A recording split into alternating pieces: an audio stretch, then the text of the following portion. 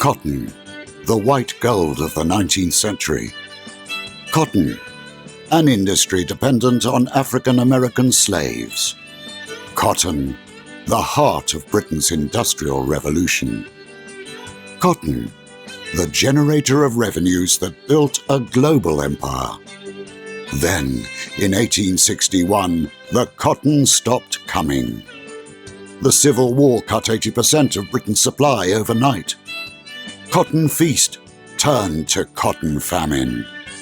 Factories closed and machinery lay idle. In Lancashire, many thousands lost their jobs. But Liverpool had never seen such prosperity. Now a new book reveals the full effect of the war on Britain's cotton trade.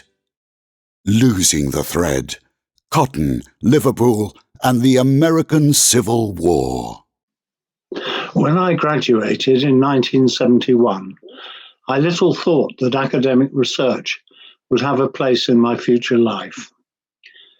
But decades later, I found out about the role of two ancestors in Britain's cotton trade during the American Civil War.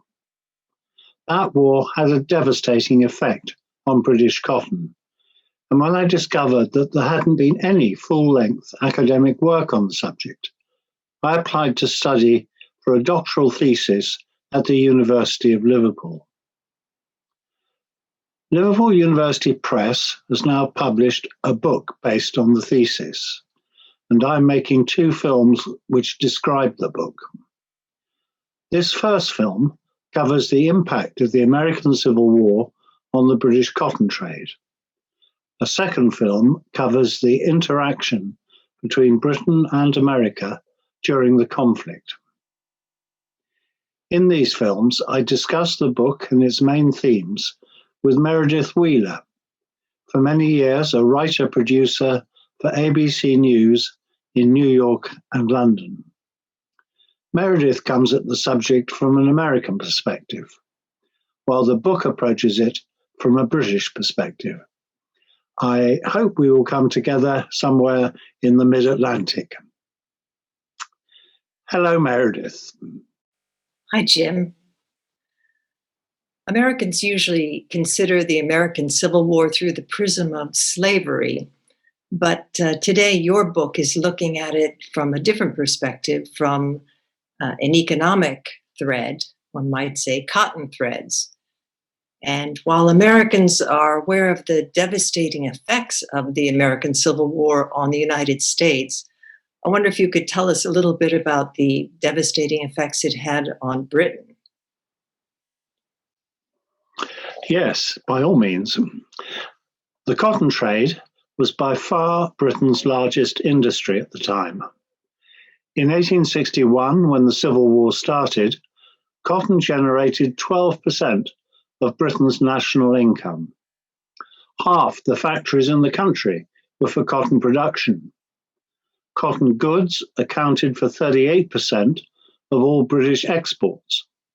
A sixth of the population relied on cotton for its income. Now, 80% of the raw cotton for that trade came from the slave states of the southern USA. In July 1861, that fell to zero, literally overnight. It remained close to zero for the next 3 years. This can be regarded as the world's first raw material crisis and one of the most dramatic periods in Britain's industrial and economic history, yet little has been written about it. But America wasn't the only country producing cotton, was it? There was the West Indies, India itself.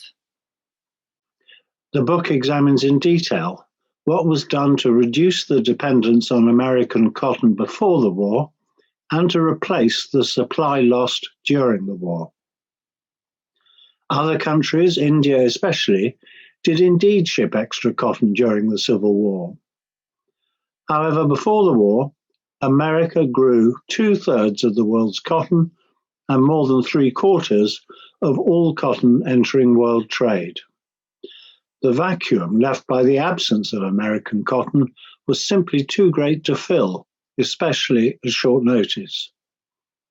The consequence was that between 1862 and 1864, British yarn production was at 36% of what the market needed. About 4.5 billion pounds weight of raw cotton were denied to British manufacturers in the 7 years to the end of 1867. This caused massive unemployment in the industry, leading to the Lancashire cotton famine. During the American Civil War, the Union side famously blockaded Confederate ports precisely to prevent the export of American-grown cotton. However, I was interested to read in your book that this wasn't the only reason that so little American cotton reached Britain during the war. That's right. Throughout the war, the absence of American cotton from Britain was due as much to actions of the Confederacy as of the Union. Indeed, the complete cessation of exports in July 1861 had nothing to do with the blockade, which had only recently been imposed and was not yet effective. The cessation was due to the Confederate States placing an embargo on the export of their own cotton. And why was that? It was part of the South's King Cotton strategy. Confederate leaders were convinced that Britain and other countries were so dependent on the South's cotton that they would be forced to recognize Confederate independence. 3 months into the war, there had been no such recognition. The embargo was intended to remind Britain that its economy would soon be devastated without Confederate cotton. But this King Cotton strategy of holding up cotton exports ultimately failed, didn't it? Because the British never recognized the Confederacy as a legitimate entity. No, it didn't.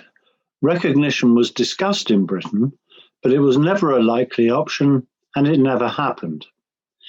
The British economy was far more diverse than the Confederate leaders appreciated. 16% of the population may have depended on cotton for their livelihoods, but 84% did not, and that 84% was doing pretty well in the 1860s. So, despite an almost complete absence of American cotton, you say that most historians believe that there was no shortage of cotton in Britain during the war because there was a cotton glut beforehand. That's right. The claim was first advanced at the end of 1862 by people who understood little about the global cotton trade and nothing at all about the role played in it by a stock pipeline. Few subsequent historians have undertaken original research into the issue, and most have simply repeated the erroneous contemporary claims. Although the Civil War was to last for 4 years, at its commencement, nobody in Britain expected it to last longer than a few months. The global cotton trade carried enough stock, as it needed to do, to cover those months. So, when the price of cotton started to rise, the trade sold from stock. The outbreak of war suppressed demand, paralyzed the world market, and led to short-time working in Britain. In time, the stocks were exhausted. By then, there was a severe cotton scarcity, which caused the famine. So the overproduction argument has no validity. In the book, this issue has been considered from every conceivable viewpoint and with the aid of detailed and reliable statistics. The conclusion is unarguable.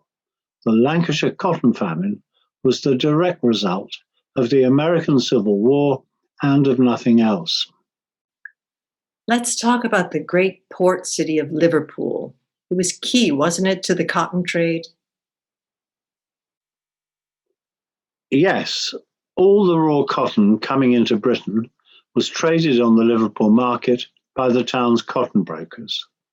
No cotton reached the mills without passing through Liverpool, so the brokers there controlled Britain's raw cotton trade.